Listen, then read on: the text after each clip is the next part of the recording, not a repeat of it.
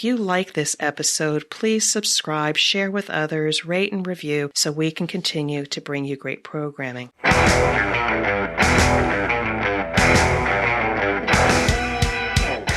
is The Thing About Cars, a podcast for car enthusiasts and the people who love them. Hello, this is The Thing About Cars. I am Mickey Desai. Around the table, we have a full complement of gentlemen today. I see Tim, our trivia czar. How are you? Doing great, thanks. Excellent. Dave, how goes it, Dave? Complimentary and full of intrigue. Ben, how are you, sir, Ben? I don't know if I can top that, but I'm doing pretty all right. How about you? I'm doing great. And Ben, would you do us the honor of introducing our guest for today? Yes, today we have with us a fellow named Derek, who I've known for many years through my motorcycle club. I guess I should say he's overseas somewhere. Is that right? Yeah, that's correct. Hey, how's it going, Ben and everybody? I'm currently talking to you live from Windhoek, Namibia. Namibia, my goodness. You really know how to take a motorcycle trip to a not extreme. If I told you how much motorcycling I've done since I've been here, I'd be a little embarrassed. But wait, embarrassed because it's too much motorcycling, or embarrassed because it's not enough? No, painfully not enough. The overlanding camping thing has gotten me more than the motorcycle thing here. So, yeah. Understood. So, how do you know Ben? Just the motorcycle club thing, BMW stuff? Yeah. Let's see, what, 2005 or so, 2006, BMW National Club, forums and rallies and all that good stuff. So when you were both 15. roughly. So my first question for you before Ben takes over is, do you have any dirt on Ben? It's honestly been so long that I don't think any of it will be relevant anymore. Still dirt. Yeah. Fair. That's cool. Ben, take us away, will you? Okay, well, the reason I invited Derek on, I've been seeing in his social media posts that he does a lot of travels to really interesting places. And since we like to talk about road trips, I figured maybe he could tell us about traveling in some of those weird places on wheels, things he's seen along the way, and just what road tripping in some of these out-of-the-way countries is like. I don't really have a stronger lead into it than that, so tell us something. Yeah, sure. Where to begin? This lifestyle of mine, it's every 2 to 3 years I end up in a new country, and Africa's been more of a home continent than anywhere. I've done West Africa, Southern Africa, but I've also spent some time in Central Asia. And I think the thing that strikes me the most is that every country has its own hardships, but its own like wonders. So, traveling in Namibia is nothing like traveling in West Africa, nothing like traveling in Kazakhstan, and none of them really equate the United States. So it's a little different everywhere you go, obviously. What makes it different? Is it just the people, the general culture, the climate, the rocks on the road? What makes it different? The road condition? Right. Sure. Yeah. I think the main thing that you notice in different parts of the world is the availability of services. I've been in places where literally there's no gas stations. You get bottled gas from the side of the road. So I'm talking actual plastic water bottles that you just pour the gas into your tank, and that's what you get. There's no amenities, no snacks, no beverages, or at least not any cold beverages. You can pretty much find warm Coca-Cola across the planet. But yeah, I think, besides the scenery, that's what sets apart all these different experiences, is just the availability of a support structure for travelers. Yeah. Flip side, what do you find is common across all of the road trip experiences? Yeah, sure. Hospitality, without a doubt. Every place has its own welcome wagon. I think somewhere to camp is a pretty common experience. I would say in many ways, the United States is maybe the least inviting in this realm, is that just finding a place to pull a car over on the side of the road and pitch a tent without getting in trouble with someone seems increasingly rare. Pretty much everywhere else I've been in the world has some form of that, in one way or another. I guess that has been supplanted in the United States by Walmart parking lots. Right. Yeah, that's one option if you're of the RV set, but it's a little tough to stake a tent in the asphalt. Yeah. Right. That thing, about Walmart has always sort of confused me. If they're RV friendly, but they're not really RV friendly, right? Like they don't have plumbing hookups for your RV and they don't have power drops for your RV and stuff like that. Not that I'm expecting that, not that I would expect a Walmart to do that, but if you really need to park your RV someplace, wouldn't you choose a place that had those things? Well, I mean, it's more of it's not a destination. It's just an overnight spot. So, Yeah. you're just happy that you have a place to stop and crash out for the night before you fall asleep at the wheel and run yourself and somebody else off the road. But I would beg to differ vehemently. Walmart is a destination. Well, if you're into that. I mean, how many of this is what Maslow's I get. hierarchy of needs are taken care of at Walmart? This is what I get for hanging out with straight men. That's what I was shooting for. So Wasn't that line from There's Something About Mary? But we'll leave it at that. That's it. yeah, no. Truck stop stuff. So Derek, as you're going around the world, does this mean you haul your motorcycle with you? So it varies. This is actually the first place I've been where I bought a motorcycle locally, and all that means is it's the exact same BMW F800 that you get in America, but with the speedometer written out in kilometers per hour. And the ability to shut your headlight off, which is really amazing for an American motorcyclist. But previously, I had two bikes that I bought in America that I'd shipped around with me. And one of the benefits is that a motorcycle for us doesn't count as a car. So we can stuff it in with the furniture and it just goes. Nice. Right. Now, do I recall correctly, one of the places you went, I remember this was a Facebook post or something. You said you were probably the only person to ride a BMW through this country with this other country's license plate on it. Do I remember that correctly?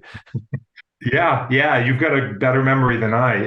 I had to think for a second. Yeah, when I arrived in Kazakhstan in 2016, I still had my Guinean license plates. So Republic of Guinea, former French West African colony, and it had they let me keep the plates when I left, and that's what it showed up with in Kazakhstan. And so about 2 weeks while I went through all the rigmarole present in a former Soviet state, I rode around town with a Guinean license plate and had more than a few questions asked about that.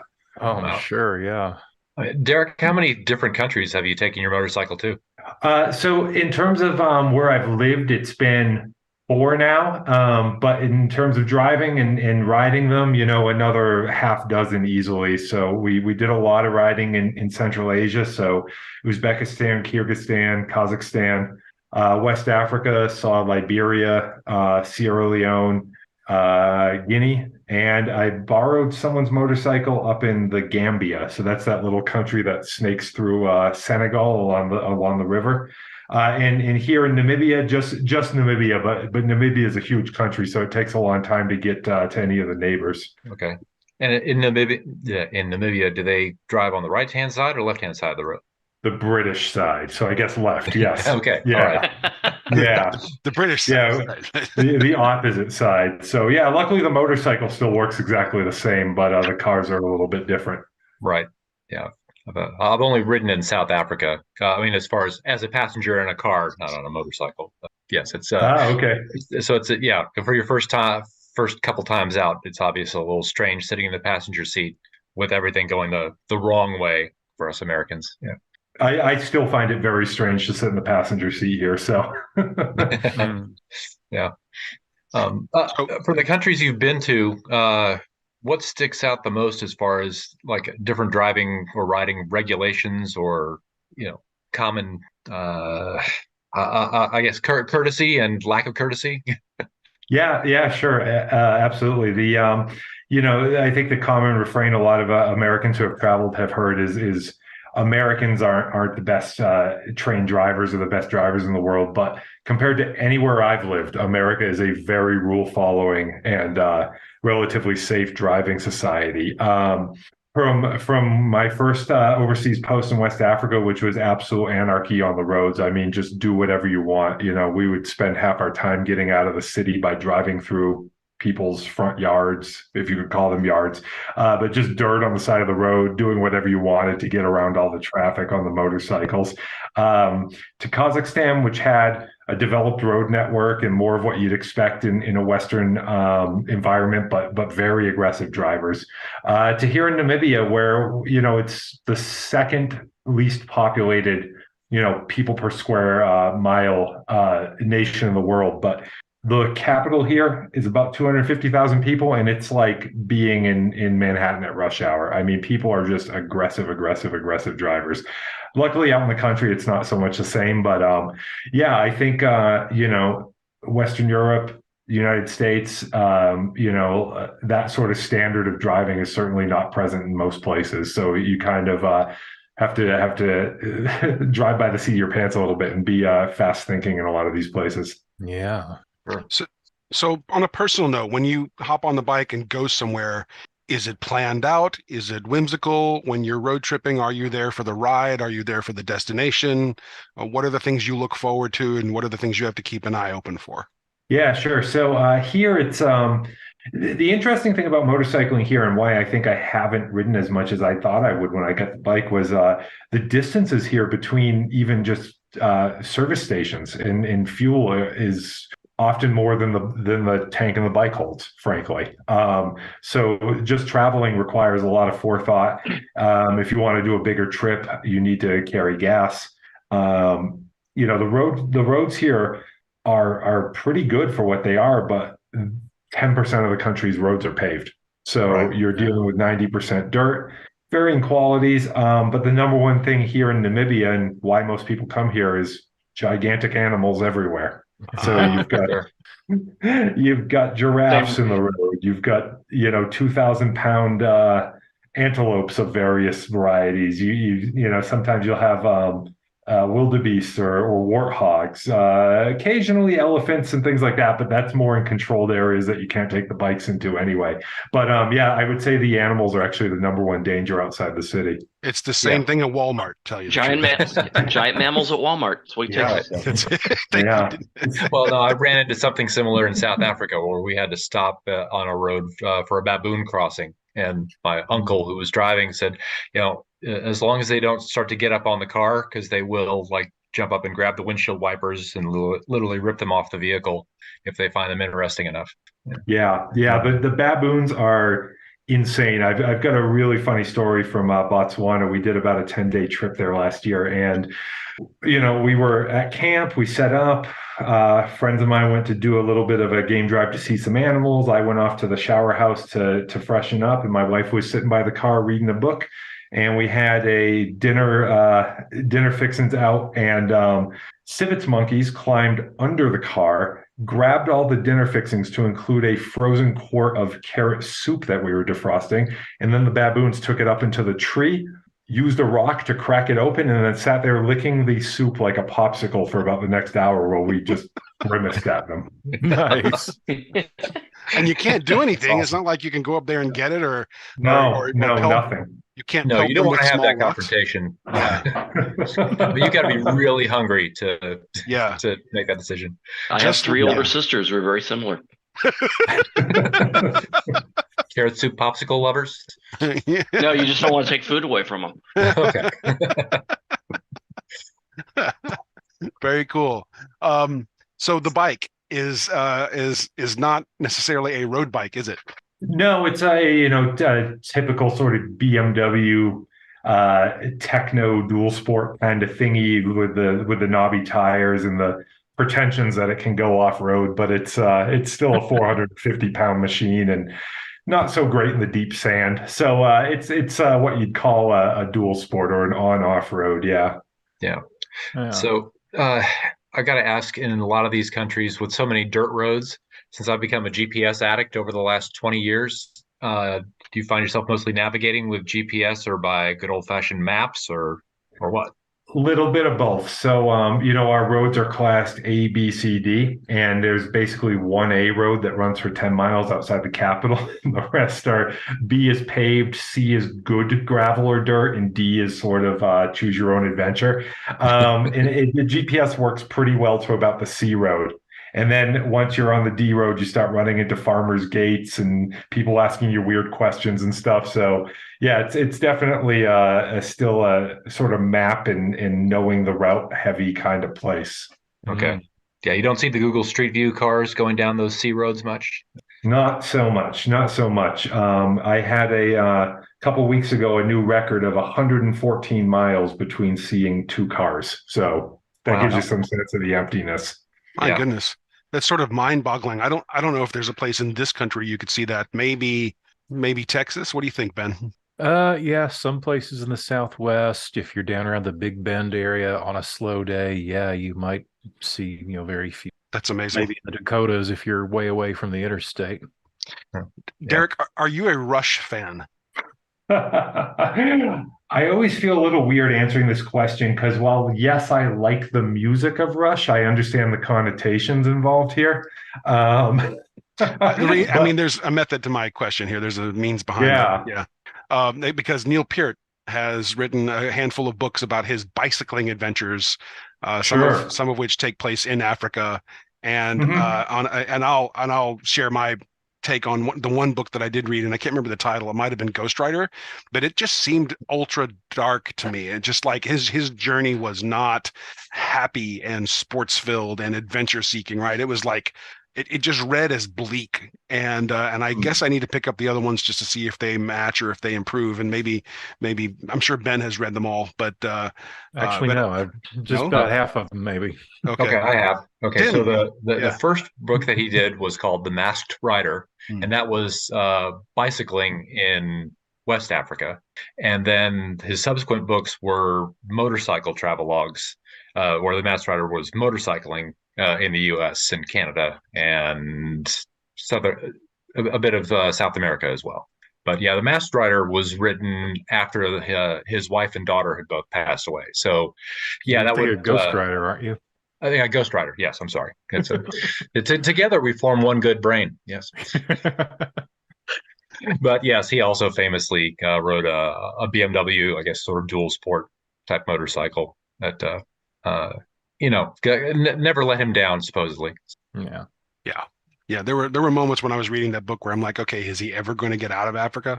And well, on the flight home, yeah, that's sure. It's a huge continent. It's a huge continent. That's right. So anyway, that's where I was going. The Neil Peart stuff, and with that much lack of population between encounters, it's just I was reminded of Neil Peart's book a little bit, in that he was doing this bicycling trip across areas without a well-marked road, without a well-marked map, with people with guns who are trying to control their little factions of government or whatever. And it was just like, okay, just pack it up and go home, Neil. So yeah. Anyway, it's interesting. I cycle here to a fair extent, but not anything long distance. But my first tour overseas when I was in Guinea in West Africa. So I work for the State Department as a diplomat. So I'll let you in on that bit of my job side. But our ambassador there was a huge cycle fan, and we rode bicycles across most of that country, to include during the big Ebola crisis that you probably remember from 2014 and 15. Oh, yeah. So a lot of places there you really could almost only reach by bicycle, whether they were barrier islands or things like that. So it provided an amazing perspective on the country, just seeing it roll by slowly. You got a lot more interaction than you ever would even on a motorcycle doing 50 or 60 miles per hour. Yeah. Mm-hmm. So it is just the rolling skyline that gives you your Zen moment. Am I interpreting that correctly? I think, you got to be the type of person that can make good out of anything, I think, to succeed in the world where I live. So I think it's, you always find something, you always do. But for me, it's always the visual, the new experience, meeting new people. And Oh, my yeah. last question for you before I cut loose anyway, I'm sure the others have things they want to ask you, but have you ever read Zen and the Art of Motorcycle Maintenance? I made it about halfway through. I loved hearing about the tinkering on the old /6 BMW. I could relate to that Yep. very well, but when he started getting a little transcendental, it was time for me to close the book. I had a handful of friends who read it in college for one of their classes, and they loved the book so much that without exception, every single one of them went out and got a motorcycle. Nice. I'm like, what? Maybe I need to read this book, but anyway, no. There are That's better cool. reasons to get a motorcycle than that. Yeah, It's just the They tip were- of the iceberg. they were nerds. Posers. No. Posers, yeah. I say it that way because I am a classic nerd. I was going to say, hello, pot. This is Mickey. Exactly. That's exactly right. Yeah. So, Derek, I mean, was there anything else you'd want to share about the getting on a bike and going, or even in a car for that matter? I mean, we don't need to focus on the bike. We have a handful of questions I ask all of our guests, but before I get there, I want to check in with the others if they have any remaining questions for you. Yeah, Derek, how many languages do you speak? So, speak half fluently, poorly. I've had training in French and Russian for this job, so can get through those okay. Okay. So, Yeah. and how often have you been at a language barrier in a tough spot? Let's say in a cycling reference, Sure, yeah. One thing they don't teach us well at the Academy of Diplomatic Language is how to deal with slang on the streets. You're expected to speak very proficiently at various soirees and in meetings. But I had a border official who maybe was extending himself a bit, crossing from Sierra Leone into Guinea, who was attempting to essentially take my motorcycle from me. And What? it was, yeah, he was like, I like your bike. I want your bike. And so what I eventually had to kind of sell him on the idea of, after producing a business card of his boss's boss, who I was with, was that he could come to the capital in 3 months when I was leaving and come retrieve the bike. And he seemed good enough with that. And obviously that never happened, but I got out of there and got back home that day. So that was good. Yeah. Yeah, check. You didn't have to worry about caching. That's it. Exactly. You're reminding me about a very corrupt India where many years ago, one of my aunts was going back home. And it's funny how they come to this country, they'll buy things like saris, which you think you could buy out the wazoo in India, right? I mean, and that's what we do. Whenever my family used to go to India, there would be tons of shopping for fabrics and textiles and clothes and stuff like that. In any case, buying saris from America and taking them back home was apparently the thing to do back in the 80s. And one of my aunts was stopped in customs, and the guy says, "I'll let you go if you give me 5 of those saris." And the woman was, my aunt was completely taken aback. She's like, "Well," stammered, sure. Something happened, and in the shuffle, in the chaos that is Indian customs, she made it through without handing over any saris. That customs agent showed up at her house that evening to say, "I'll take my saris." Wow. Wow. So I'm like, really? He remembered? What, did he write it down or something? But anyway. So if there are no more questions for Derek, I've got a handful of I got one more. Oh, go for it, Ben. Sorry. What's the weirdest, craziest thing you've seen other people driving in your travels?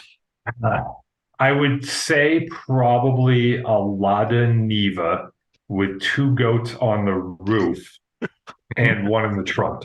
That was the best stuff on cars I think I've ever seen. He's And going for to the uninitiated, this vehicle is like a little Soviet attempt at a little Fiat SUV kind of thing.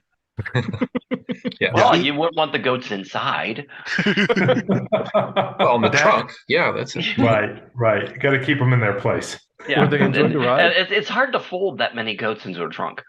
That dude was going to Walmart Yes. As a vendor. Yes. as a vendor. Exactly. Did the goats look like they were having fun? As much as goats in any situation look like they're having fun. All right. So, Derek, we always ask our guests 3 standardized questions and 1 fourth one that is silly or frivolous or just nonsensical. The 3 standard Sure. questions are, what's your dream car? Where's your next road trip? And what's the most fascinating thing you've seen on the road or in someone's house garage? We may have just answered one of those questions, but let's start with the top. What's your dream car or dream bike? Put me on the spot. Dream car, if I could have something that was totally stupid and I didn't have to pay for the upkeep, Lamborghini Espada. Yeah, Oh, cool. that's good. I like it. Yeah, that would be a nice choice. I was thinking, yeah, I have my own choices, thoughts on the matter. Something big and ostentatious and just ferociously mean. And yeah, that would be good. For the listener who's not familiar, the Espada was a car they made back in the 70s. It's a V12 mounted up front, and it has 4 seats. Sort of. Sort of. Okay. Yeah. All right, cool. The second question is, where's your next road trip going to be, do you think?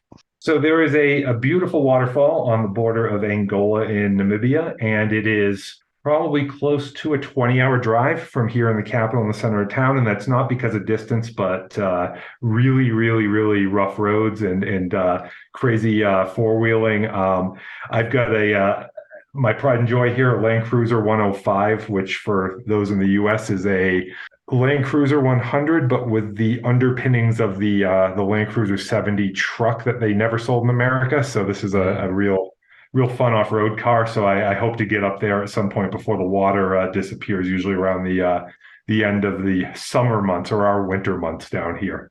Very cool. Number 3, what's the most fascinating thing you've ever seen on the road or in someone's house or garage, besides the goats? Mm-hmm, mm-hmm.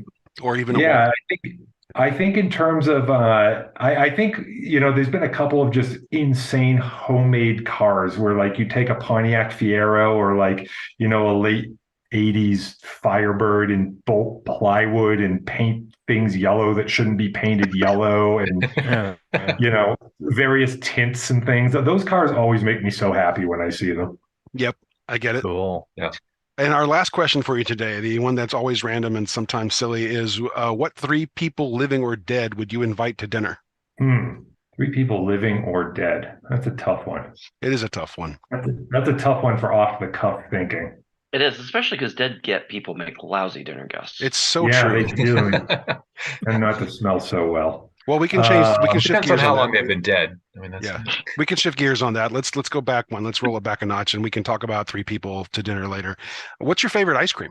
So I don't know if it's like a New England thing or not, but soft serve machines in New England serve both like vanilla and orange sherbet, basically, and then they mix them together in a swirl in the center. Yeah. Yeah. Creamsicle, I think it's called. Creamsicle, yeah. right. Yeah. Yeah. I'd go for that. I love that stuff. Yeah, I've never seen an orange one down here in the South, but the chocolate vanilla swirl is definitely a thing. Yeah. That's good stuff. Derek, thank you. We really appreciate you joining us on mic today. And what's our time difference? What are we looking at here? So it's 6 hours. 6 hours during the you guys' summer months and 7 hours during the winter. Got it. Well, I hope you're looking forward to a good evening.